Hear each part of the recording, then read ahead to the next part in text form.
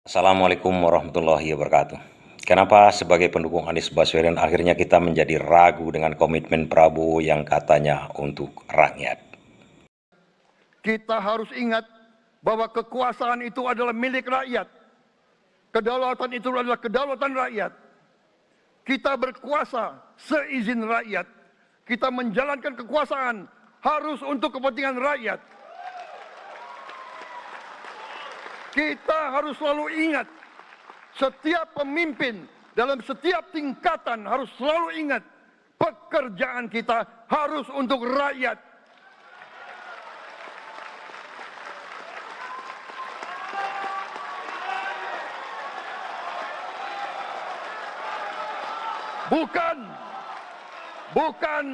Bukan kita bekerja untuk diri kita sendiri. Bukan kita bekerja untuk kerabat kita. Bukan kita bekerja untuk pemimpin-pemimpin kita. Pemimpin yang harus bekerja untuk rakyat. Atau Prabowo ini sangat meyakinkan bahwasanya Prabowo akan bekerja untuk rakyat, bukan bekerja untuk pemimpin. Tapi konsep untuk menaikkan PPN ini jelas-jelas bukan untuk kepentingan rakyat. Begitu PPN dinaikkan, jelas-jelas harga akan naik. Jelas-jelas masyarakat atau rakyat akan kesulitan untuk berbelanja lagi di saat perekonomian sekarang ini memang dalam keadaan sendat. Hanya pemerintahan Prabowo ini mengalami kesulitan keuangan di masa depan. Tahun 2025 jatuh tempo utang kita sampai 800 triliun sehingga membuat Sri Mulyani bermanuver untuk mencarikan dana untuk membayar utang tersebut. Paham sepaham-pahamnya, mengerti semengerti-mengertinya. Tapi yang tak kita mengerti, kenapa harus sasarannya PPN dinaikkan. Ini jelas-jelas menyasar, menzolimi rakyat. Nah, kalau begitu, apa solusinya? Apa solusi yang kita tawarkan sebagai pendukung Anies Baswedan? Bukankah kalau kita mengkritik suatu kebiasaan yang tidak pro kepada rakyat, kita berikan solusi? Ya, kita berikan solusi di sini. Ada solusi lain. Tapi pertanyaannya, apakah mau Pak Prabowo melaksanakan opsi yang kita berikan ini? Padahal sebelumnya saya juga mengusulkan bagaimana harusnya Prabowo bertindak sebelum menaikkan PPN. Ada opsi yang luar biasa sebenarnya menjadi momok bagi regulator kita selama ini. Apa itu? Adalah instansi pajak. Dan kita kemarin itu sudah mengusulkan bagaimana sebelum Prabowo menaikkan PPN ini, periksa dulu instansi pajak itu. Apakah benar pajak kita itu cuma segitu, sehingga tidak bisa menutupi APBN kita, sehingga tidak bisa membayar hutang yang akan jatuh tempo, sehingga tidak bisa membiayai makan siang gratis yang akan dilakukan oleh Prabowo? Karena kenyataannya instansi pajak itu imun dari pemeriksaan BPK. Coba bayangkan, BPK itu oleh konstitusi diamanatkan untuk memeriksa seluruh badan-badan dan instansi negara ini dalam masalah keuangan. Seluruhnya. Itu amanat undang-undang kepada Badan Pemeriksa Keuangan. Namun di sini dikecualikan kepada instansi pajak. Harus melalui izin Menteri Keuangan.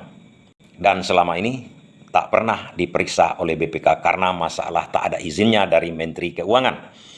Bahkan Faisal Basri mengatakan bahwa ada ketua BPK bernama Anwar Nasution atau Anwar siapa pernah mengajukan ke MK. Ini tidak benar ini. Instansi pajak ini tak boleh diperiksa sama sekali oleh BPK. Diajukan oleh Anwar Nasution, tapi ditolak oleh BPK. Ditolak oleh MK, yang diketuai oleh Jimny Asidik.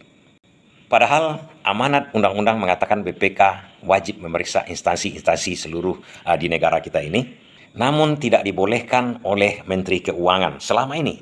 Walaupun narasinya sebenarnya begini, walaupun narasinya harus melalui izin Menteri Keuangan, seharusnya juga Menteri Keuangan mengizinkan. Kenapa? Ada konstitusi kita yang mengharuskan BPK memeriksa pajak ini. Artinya kalau Menteri Keuangan tidak mengizinkan BPK memeriksa instansi pajak, Menteri Keuangan melanggar konstitusi. Sederhana sebenarnya. Itu yang dituntut oleh Anwar Nasution. Tapi itu tidak diperbolehkan, tidak dikabulkan oleh MK. Akhirnya sampai sekarang instansi pajak itu tidak pernah bisa diperiksa. Apakah benar yang ingin diperiksa oleh BPK? Apakah benar kerja orang itu? Apakah benar segitu cuma bisa dihasilkan dihasilkan mereka? Apakah benar cuma 2.000 triliun? Apakah benar kurang tekor untuk pembiayaan negara ini, untuk pembiayaan APBN, untuk pembiayaan makan siang? Jangan-jangan sebenarnya lebih. Apa memang tak ada kasus di perpajakan? Misalnya ada sinyalemen kemarin itu PPATK membongkar ada transaksi mencurigakan sampai 300 triliun di perpajakan. Kemudian ada kasus Rafael Alun, ada kasus lagi dulunya Gayus Tambunan. Apa tidak ada seperti itu? Apakah memang cuma 2.000 triliun itu sehingga APBN kita tekor, tidak bisa dibiayai oleh perpajakan kita?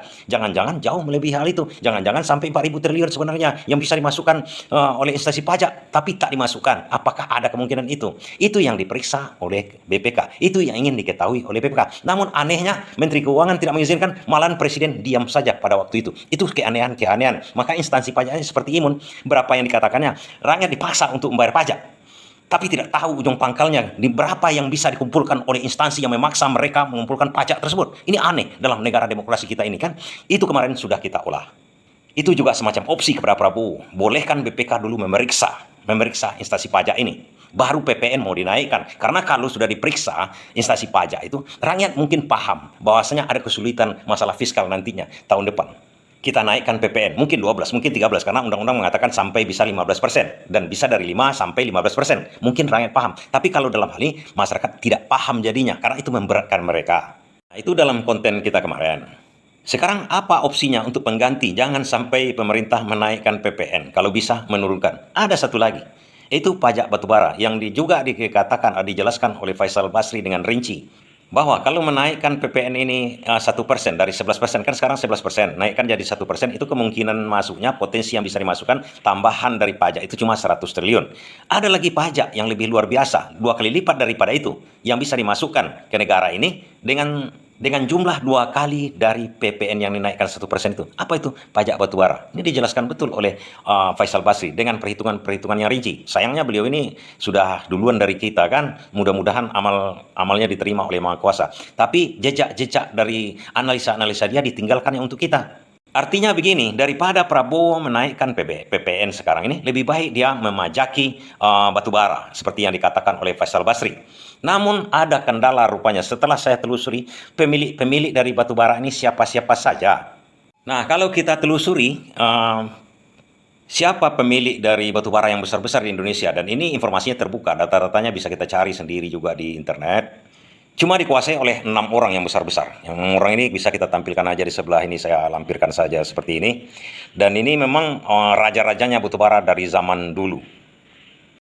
Artinya yang terkena ini adalah yang 6 orang ini, kira-kira segitulah segelintir, mungkin lebih dari itu kan. 6 orangnya yang terbesar yang akan terkena. Kalau pajak yang dikatakan oleh Faisal Basri itu sesuai dengan prosedur lah, kita katakan, dikenakan kepada mereka. Namun pertanyaannya, apakah itu aja yang pemilik dari tambang batubara, perusahaan tambang batubara? Namun yang lebih mengejutkan lagi, kalau kita telusuri lagi, ada kalau kita lihat orang-orang dekat dari Jokowi yang menguasai tambang batubara di Indonesia ini, termasuk juga Pak Prabowo, juga Airlangga Hartarto, ya macam-macam, Erick Thohir, bisa kita perhatikan aja di sini, semuanya. Nah ini yang jadi pertanyaan kita lagi akhirnya. Pertanyaannya apa? Apakah mau Pak Prabowo melaksanakan pajak untuk batubara ini? Kan sederhana. Orang-orangnya jelas. Oh, katanya PPN itu lebih gampang dikolek, administrasinya lebih gampang. Kalau saya katakan gampang atau tidak gampangnya administrasi itu tergantung melaksanakan, pelaksananya aja. Begitu juga tambang-tambang itu tak dikuasai oleh segelintir orangnya. Apa susahnya sih mengadministrasikan untuk perpajakannya di situ? Kecuali ada niat lain. Dan lagi pula kalau diambil sebagian dari pajak batubara yang dikatakan oleh Faisal Basri itu bukan merugikan mereka. Berbeda dengan PPN, itu akan menyasar masyarakat pendapatan rendah. Bisa-bisa anak-anak bayi bisa tambah stunting. Karena begini, susu misalnya, susu bubuk itu kan naik, luar biasa naiknya, naik 10%. Sekarang misalnya 100.000 satu kotak itu. Nah kemudian kalau naiknya PPN ini menjadi 12% dari 11%, itu susu kotak itu bisa naiknya 10%. Dan ini sebelum naik aja, PPN sebelum diberlakukan sudah naik 10%. Apalagi sempat diberlakukan nanti, naik berapa lagi? Bisa-bisa bayinya dikurangi jatah susunya, airnya aja diperbanyak, kan menambah ribet lagi, masalah stunting akan bertambah-tambah lagi kalau dinaikkan PPN ini. Ini yang saya maksudkan, salah satu contoh saja menyengsarakan rakyat yang kata Faisal Basri itu PPN ini. Nggak elok rasanya Prabowo baru-baru awal memerintah itu melaksanakan kenaikan PPN. Itu kan bisa ditunda. Walaupun katanya undang-undang yang tahun 2021 itu kan dibentuk oleh Jokowi dengan PDI, kan sederhana sajanya kita melihatnya, PDI dengan Jokowi, dan itu tidak mungkin dilaksanakan sekarang, karena kalau untuk melaksanakan kenaikan PPN itu harus ada kajian-kajian akademis, karena kajian akademisnya apa? Tidak mungkin lah dinaikkan PPN itu pada saat ekonomi sedang meleset, itu kajian ekonomis, panjang kajiannya, dan situasi ekonomi yang dulu sampai dengan sekarang itu jauh berbeda, tidak bisa disamakan dengan keadaan kondisi mungkin setahun yang lalu atau 6 bulan yang lalu, berbeda-beda. Kita ingat masalah Tom Lembong kan, itu ada ekspor gula, ekspor apa, tiap-tiap detik, tiap-tiap bulan itu berbeda kondisinya. Sekarang diperlukan impor gula, besoknya tidak diperlukan lagi. Begitu juga dengan masalah PPN ini, bisa diperlukan pada waktu 2021, sekarang malahan pada waktu 2021 dinaikkan, sekarang seharusnya mungkin diturunkan, karena ekonomi kita ini sedang lesu-lesunya. Seharusnya konsepnya dalam bidang ekonomi ini harus diturunkan PPN ini, supaya apa? Supaya giat kembali, supaya pasar bergairah. Sekarang pasar dalam keadaan lesu, dinaikkan harga lagi. Contoh, misalnya kita berjualan, kemudian barang kita kurang laku karena mahal. Apa jalan kita? Jalannya kita adalah menurunkan harga barang, menurunkan PPN, bukan dengan menaikkan PPN seperti sekarang. Nah, pertanyaan kita lagi, karena kita ragu ini, apakah mau Prabowo membatalkan kenaikan PPN? Saya agak ragu. Artinya kalau meneruskan kenaikan PPN ini, kita meragukan pidato Prabowo yang kemarin. Tapi kalau Prabowo membatalkan kenaikan PPN dan mengenakan pajak ke batubara yang notabene akan mengenai ke dirinya sendiri juga, itu baru hilang keraguan kita dengan pidato Pak Prabowo tentang keinginannya untuk rakyat, bukan untuk pemimpin kita.